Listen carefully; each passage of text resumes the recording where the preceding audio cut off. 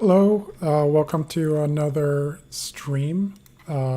This time I'm covering the Castelli series race that I did yesterday. I'm going to go ahead and get this started.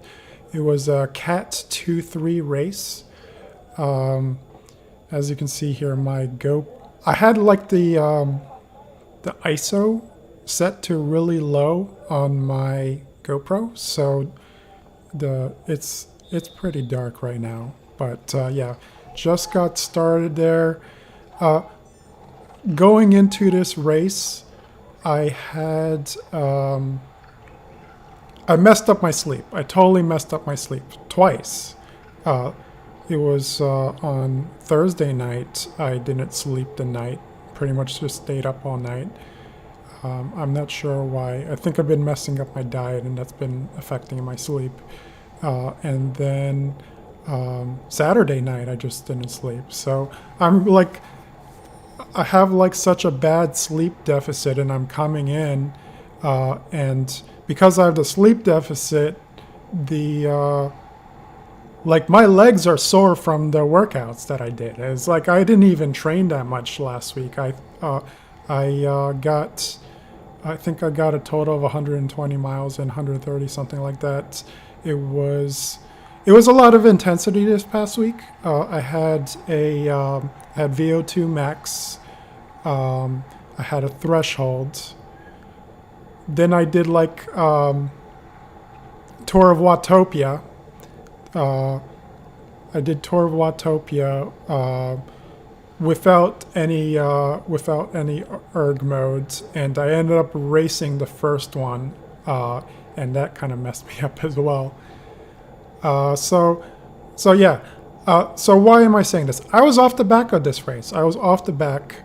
I made it to about I made it past the halfway mark, which was quite a feat for me.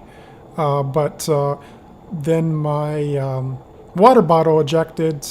I looked down. No, my water bottle ejected. I went up the hill, and then I was like gassed, and I was like, that's it. And I think it had to have been the lack of sleep, but on the and I also think I might have. I have a carbon bottle cage. I'm going to replace it. I accidentally broke the cage because I was messing with my saddle. Was jammed in there, and I think like I had put my hand on it, and I heard a crack on it, and this is like the second time it's ejected a water bottle. It doesn't like visibly, it doesn't look like it's any damage, but it's just not like a simple pothole will eject just the one water bottle from the one cage that I heard the crack from. So most likely it probably has like a micro fracture in the carbon from doing that. So that's unfortunate. It was like a $50 cage. I ordered an alloy one to replace it that apparently weighs the same. Those Supercas, the anodized ones. So yes, this is a 2-3 race. So the numbers are really low. My number for all the Castelli series, I think there's a bunch of Castelli races. They do a 2-3, they do a Masters, and then they do a 4-5 race. And women are, of course, free to enter any of these races. So there were a couple. I saw a couple women in this race. That there's one to the right there, and yeah, they're just racing in the 2-3 fields and the other fields as well. And yes, it's very interesting. For whatever reason, I was riding in this pack, and I realized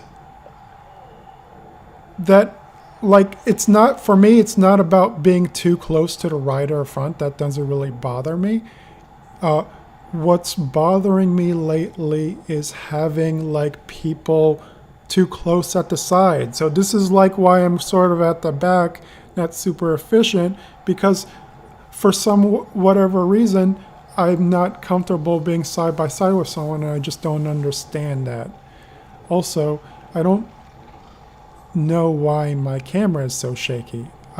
Like, I guess I need to adjust the options or something. This is a GoPro Hero 9. There should be some image stabilization in there, but it doesn't appear that there is much of that going on.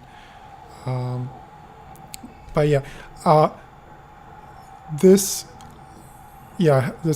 I didn't bother putting the videos together, but I am going to speed up the footage. No, I'm going to speed up the footage. We are going to go faster. Playback speed. Because I mean, I'm showing it. I'm trying to show this faster because, to be honest, I just sat on the back and then I ran out of energy after I ejected my water bottle, and it may have been also the water bottle. So it was like really cold. It was really cold. It was 35 degrees. No, yes, something like that. 35 degrees, and yeah, it was. I was really cold. My hands and feet were okay. I had that covered. My torso was okay, but I was wearing 2 base layers and winter cycling jacket, and my arms were cold. And I was like, wow, my arms are cold, and of course my face was cold, and it was also hard to drink the water, but I kind of forced myself to drink it at regular intervals, because in my water bottle I had some Gatorade mix. The Gatorade Zero, just has a little bit of salt in it, and also a half a cup of sugar. And I had gone through and had one of the bottles already, or most of one, before the race. Yeah, that was fairly interesting. I don't know where people want to call me right now. But that's how it goes. It says scam lately. Anyway, so yeah, I'm just sitting in. There were people crossing in front of me, but I never felt like I was far enough away to lose people. Like I was sitting in, but I probably would have been better if I stayed like in the middle of this group if I was going to do that. But because I don't feel great about having people left and right of me, I'm like trying to take this inside line. And because I don't like people next to me, like when I feel like someone on my right is squeezing me, of course, it's against the rules to go into the jogger's lane. You get disqualified and banned from racing in the park. So I just let myself drop back when I notice that people are taking up that side thing. And it's kind of my fault, because I should be able to ride in the center of this group to maximize this drafting effect, and not be uncomfortable with that. I should, but I'm not doing that. So just something. I think the more I race, the more I sit in, my confidence with that will improve. With this stuff, I want to see if I can pull up my Strava. Is that going to come up? Yes. So if I go to my Strava, sure.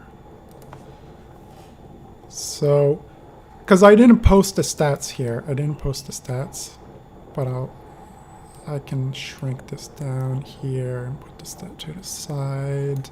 Anyway, so I pretty much killed my Garmin file as soon as I lost the race, as soon as I lost the field. But I stuck with them. I think, yeah, it was 12. It was 12 laps. So it would have been 37 miles. So making it up to almost 20. That's halfway. So that's a good chunk of time I made it. But yeah, I kept doing this thing where I was gapping on the descent, and that was, I guess me not being very confident about descending and pulling my rear brake a little bit. Not the front one. I was like making sure not, like, don't pull your front one. Yeah, I noted here on the bright side, I lasted more than half the race. True. Yes, I did Prospect Park I did Prospect Park and Central Park, the 1, 2, 3 races, and I lasted 2 laps. So 3 mile laps. This is so 4 laps is 12, 5 laps 15. So just over 6 laps. So I just over half the race. So comparing my fitness, October, it was the October one and the August one. So I'm pretty much up there with my August fitness, and that's pretty amazing because my FTP was actually 336. And part of that has been cutting down the weight. I did gain a couple pounds before the race because I was just trying to carb up. But when I do the Zwift stuff, I try to manage my diet a little more closely. But yeah, I've been trying to lose some weight. My goal, I think my ideal racing weight will be like 176, and that would give me a comfortable 4 watts per kilo at this FTP. And that's kind of where I just need to be as a Cat 3, basically. I'm sure a lot of these guys are higher than that. They're probably the people up front, the people pulling this race are close to 5. So like this is like 4 watts per kilogram is just kind of what I need to be efficient here. So, but yeah, this descending, like even though I gapped that every time, the group seemed to slow down at the bottom of every hill. So I barely needed to pedal to rejoin that group, but I should really improve that confidence there. And especially it's Prospect Park. It's a much easier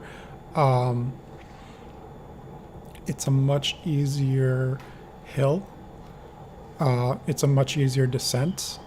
If you do Central Park, you have the chicane, the S turn with the construction, and you can't even see around the corner. This one you can see the whole hill. There's no thinking about it, and plus it's early in the morning. It's very clear. You can actually see decently now with the sun out, but I don't know. I think I need to adjust the settings for sure. Maybe enable horizon lock or something like that. I don't know. I have an old Hero 9, and I pretty much shoot in 1080p 30 FPS. I've tried shooting in higher frame rates, but to be honest, it's like when you watch the footage in real time at high frame rates, it really slows it down. It's like you could be going 20 miles an hour and it looks like you're going like 10, and it's like it's really really hard to watch. Like this sped up makes more sense to me. There were crashes in this race. There were people that pulled off to the sides, but I managed to stay on. But I think this is towards the end of where I was kind of holding on here. And yeah, there were a lot of different folks that were kind of tailgating here. That guy has an aero suit on with leg warmers. I was not. I was just wearing I was just wearing tights and the two base layers, the cycling jacket. I had just bought lake shoes. They're like the CXZ 176. They were to replace the Shimano RW7s that I had for a number of years, but I accidentally ripped I messed up the shoelace and I ripped the top cover for it. So I just tossed those and I got the lake shoes. And so what's so special about the lake shoes? They're like regular cycling shoes, but they're completely sealed at the bottom. So they're sealed shoes. That means the toe warmers actually work because there's no vents in the shoe. Of course, if you get soaked, that's a problem. So if you're going out and you're going to race in the rain, definitely velo toes, or you definitely need velo toes. Now, I wore the neoprene covers for this race, and that worked out pretty well. That was enough to keep my ankles warm, and that connected to my tights pretty well. But yeah, like even though you have those things, it's still like, what does that do for your face? And here I am with my arms. I'm freezing with my arms.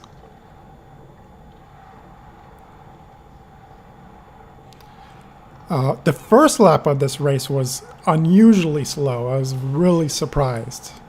Like it typically is a little faster, but it wants it today. But it may be just like this is one of the first race kind of things. But yeah, I wasn't marking anyone in particular. I was just kind of sitting in and just trying to figure out, okay, how can I slot in here best, but not without having someone too close to me. And that was probably a mistake. Maybe I used more energy than I needed to. Maybe it could have been more zone 2. When I looked at my Garmin, I was not getting zone 2. It was like at least a tempo ride, but it definitely crossed over into threshold zone a lot. So that's why those watts per kilo, they really matter. And I quote these high numbers is because when you have that, you can handle thresholds at really high watts per kilo. That means that for these portions where you don't really need to work hard, you just sit in the back and not really working. It's not anything you have to really think about because it's just zone 2 work, and the better your watts per kilo, the lower your zone 2 work. It's like, there's high zone 2 and low zone 2. So if you can get that, a low to mid zone 2 going, at this speed, like that's amazing. That's what I can imagine that, most people, that's what they're doing. Like they're fit enough to be sitting at zone 2 and be able to handle all these efforts, all these surges, no problem. Whereas I'm like kind of flagging. I am just about to give it up here. I'm pretty close to giving it up here. I wasn't keeping track of how many laps it was because I'm just running this. Like I said, I'm running it straight through. I thought about recording this yesterday, but I was like a zombie yesterday. I slept for 90 minutes after the race, and then but I got a full 8 hours last night. But of course, my Garmin's like, oh yeah, you need 60 hours of recovery, and I'm like, yeah. So this is where I just said, no thanks. I'm done. And my